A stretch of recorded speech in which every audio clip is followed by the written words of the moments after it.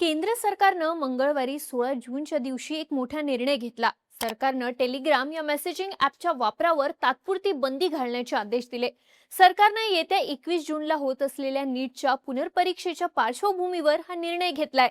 नीटची परीक्षा घेणाऱ्या एनटीएच्या म्हणण्यानुसार काही व्यक्तींकडून पेपर लीकचे बनावट पुरावे तयार करण्यासाठी टेलिग्रामचा वापर केला जात होता.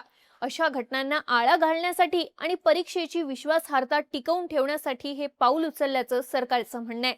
पण आता सरकारच्या या निर्णयावरून देशभरात मोठा वाद निर्माण झालाय. सरकारच्या या निर्णयाला टेलिग्राम कंपनीनं दिल्ली हायकोर्टात आव्हान दिलं असून लवकरच त्यावर सुनावणी होणार आहे. पण या सगळ्यात टेलिग्रामचे फाउंडर आणि सीईओ पावेल दुरोव यांनी एक असा दावा केला ज्यामुळे मोठी खळबळ माजली आहे. दुरोव यांनी दावा केलाय की भारतात टेलिग्रामवर बंदी घालण्यामागे अंबानी यांच्या रिलायन्स कंपनीचा हात आहे. रिलायन्स समूहानं टेलिग्रामवर बंदी घालण्यासाठी लॉबिंग केल्याची शक्यता असल्याचं त्यांचं म्हणणं आहे. हा विषय नेमका आहे काय? टेलिग्राम बॅन होण्यावरून रिलायन्सवरती काय आरोप होत आहेत? सरकारचं यावरती काय म्हणणं आहे? सगळं जाणून घेऊ या व्हिडिओच्या माध्यमातून. नमस्कार, मी दिव्या आणि तुम्ही पाहताय बोलभिडू. देशात 3 मेला जी नीटची परीक्षा झाली होती ती पेपर लीकच्या प्रकरणामुळे रद्द करण्यात आली आहे. आरोप झाला की परीक्षेच्या 2 दिवसाआधीच नीटचा पेपर लीक झाला होता. हा लीक झालेला पेपर संपूर्ण देशभरात सर्क्युलेट झाला होता. यामध्ये टेलिग्रामची भूमिका सर्वात मोठी होती. नीटची लीक झालेली प्रश्नपत्रिका टेलिग्रामच्या माध्यमातूनच देशभरात पसरल्याचं समोर आलं. त्यानंतर सरकारनं परीक्षा रद्द करण्याचा निर्णय घेतला. आता येत्या 21 जूनला नीटची पुनर्परीक्षा होणार आहे. त्याआधी पुन्हा पेपर लीक होऊ नये यासाठी खबरदारीचा उपाय म्हणून टेलिग्रामवरती 22 जून पर्यंत तात्पुरती बंदी घातली असल्याचं सरकारचं म्हणणं आहे. याशिवाय सरकारनं टेलिग्रामच्या एका फीचरवरती 30 जून पर्यंत बॅन लावण्याचे आदेश दिलेत. हे फीचर आहे मेसेज एडिटिंगचं. टेलिग्राम मध्ये एक फीचर आहे, त्याद्वारे तुम्ही जुन्या पाठवलेल्या कोणत्याही मेसेजला रिएडिट करू शकता, त्या मेसेजमध्ये बदल करू शकता. हे फीचर सरकारनं 30 जून पर्यंत बॅन केलंय. सरकारचं म्हणणं आहे की या फीचरचा वापर करून कोणीही नीटचा पेपर परीक्षा आधीच फुटल्याची अफवा पसरवू शकतो. सरकारचं म्हणणं आहे की परीक्षा 21 जूनला आहे, पण एखादी व्यक्ती 20 जूनला कोणताही एक मेसेज पाठवेल, त्यानंतर 21 जूनची परीक्षा झाल्यानंतर या एडिट फीचरचा वापर करून तो 20 जूनचा मेसेज एडिट करेल आणि तिथे नीटची प्रश्नपत्रिका टाकेल. या मेसेजचा स्क्रीनशॉट व्हायरल केला जाईल. अशा प्रकारे पेपर 20 जूनलाच लीक झाला होता अशी खोटी अफवा पसरवता येणं शक्य आहे. त्यामुळे सरकारनं 30 जून पर्यंत टेलिग्रामचं हे एडिट फीचर बॅन करण्याचा निर्णय घेतला. सरकारच्या या आदेशानंतर भारतात गुगल आणि ॲपल प्ले स्टोअरवरून टेलिग्राम ॲप तात्काळ हटवण्यात आलंय. आता सरकारच्या या निर्णयाविरोधात टेलिग्राम कंपनीनं दिल्ली हायकोर्टाचं दार ठोठावलंय. कंपनीचं म्हणणं आहे की सरकारच्या या निर्णयाची शिक्षा भारतातल्या 15 कोटींपेक्षा जास्त टेलिग्राम युजर्सला भोगावी लागते. टेलिग्रामनं म्हटलंय की एका ॲपवर बंदी घालून पेपर लीक थांबवता येणार नाही.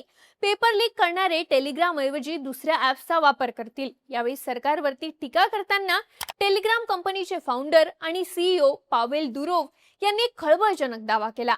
त्यांच्या या दाव्याची चर्चा सध्या सगळीकडे होतीये. दुरोव यांनी या बॅन मागे रिलायन्स कंपनी आणि व्हॉट्सअपचा हात असल्याचा आरोप केलाय. ते म्हणाले की भारतात टेलिग्राम विरुद्ध लॉबिंग करण्यामध्ये रिलायन्स आणि व्हॉट्सअपचा हात असेल तर मला अजिबात आश्चर्य वाटणार नाही.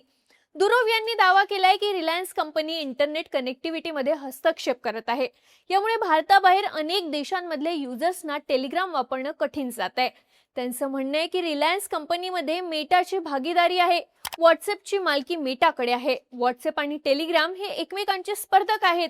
ही स्पर्धा संपवण्यासाठी रिलायन्स हे करत असल्याचा मोठा आरोप टेलिग्रामच्या सीईओंनी केलाय. आता पावेल दुरोव यांचं म्हणणं नेमकं आहे काय? त्यांनी रिलायन्सवरती हा आरोप कशाच्या आधारे केलाय ते समजून घेऊ. पावेल दुरोव यांनी आरोप केलाय की रिलायन्स कंपनी ही बीजीपी हायजॅकिंग सिस्टीमचा वापर करत आहे. दुरोव यांचा आरोप आहे की टेलिग्रामच्या ट्रॅफिकशी जाणून बुजून छेडछाड केली जाते. यामुळे भारतातल्या युजर्सवरती तर परिणाम होतच आहे, पण सोबतच यूएई सारख्या देशांमधल्या युजर्सवरती याचा परिणाम होतोय. इथे बीजीपी म्हणजे काय तर बीजीपीचा अर्थ होतो बॉर्डर गेटवे प्रोटोकॉल. ही एक प्रकारची हॅकिंग सिस्टीम आहे. जनरली युजर्सने एखादा मेसेज पाठवला तर तो मेसेज आधी आयएसपी म्हणजे इंटरनेट सर्व्हिस प्रोव्हायडर कडे जातो. तिथून इंटरनेट आणि त्यानंतर टेलिग्राम सर्व्हरवरती जातो.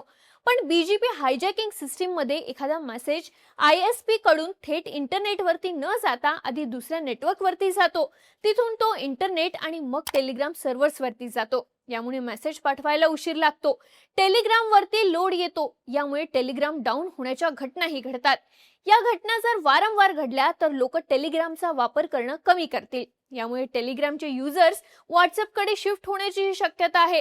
रिलायन्स कंपनी स्पर्धा संपवण्यासाठी टेलिग्राम सोबत हेच करत असल्याचा पावेल दुरोव यांचा आरोप आहे. इथे पावेल दुरोव यांनी रिलायन्स कंपनीचं थेट नाव घेऊन हा आरोप केला. त्यामुळे हे प्रकरण फार गंभीर मानले जाते.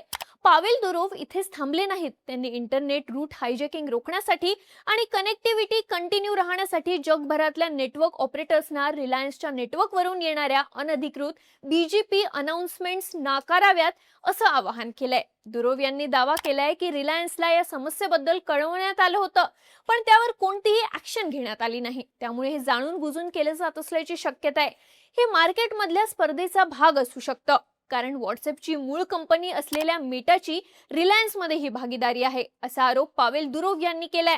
दुरोव यांच्या या आरोपांवर रिलायन्स कडून अजून कोणतीही अधिकृत प्रतिक्रिया देण्यात आलेली नाही. तसं पाहिलं तर सरकारच्या टेलिग्राम बॅन करण्याच्या निर्णयाचा अनेकांकडून विरोध केला जातोय. काँग्रेस अध्यक्ष मल्लिकार्जुन खरगे यांनी म्हटलंय की सरकारनं पेपर लीक वर ऍक्शन घ्यायला हवी होती, पण सरकार टेलिग्रामला बॅन करून मूळ मुद्द्यावरून लक्ष दुसरीकडे वळवण्याचा प्रयत्न करतोय. एखाद्या ॲपला बॅन करून पेपर लीक थांबणार नाही असं त्यांचं म्हणणं आहे. सध्या तरी टेलिग्राम बॅनचा विषय दिल्ली उच्च न्यायालयात आहे. सरकारनं कोणतीही पूर्वसूचना न देता अशा प्रकारे पूर्ण ॲपवर बंदी घालणं चुकीचं असल्याचं टेलिग्राम कंपनीचं म्हणणं आहे. त्यातच कंपनीच्या सीईओंनी रिलायन्स आणि व्हॉट्सअपवरती जे आरोप केले, त्यामुळे आता हा विषय सगळीकडे चर्चेत आलाय. आता उच्च न्यायालयाकडून यावर काय निर्णय दिला जातो, नीट परीक्षा होईपर्यंत टेलिग्रामवरची बंदी कायम राहते का, हे पाहणं महत्त्वाचं असेल. तुम्हाला या सगळ्याबाबत काय वाटतं? टेलिग्रामच्या सीईओंनी केलेल्या आरोपांमध्ये तथ्य असेल का? तुमची मतं आणि प्रतिक्रिया आम्हाला कमेंट करून नक्की सांगा आणि माहितीपूर्ण व्हिडिओसाठी बोलबिडूच्या YouTube चॅनलला सबस्क्राईब करायला विसरू नका.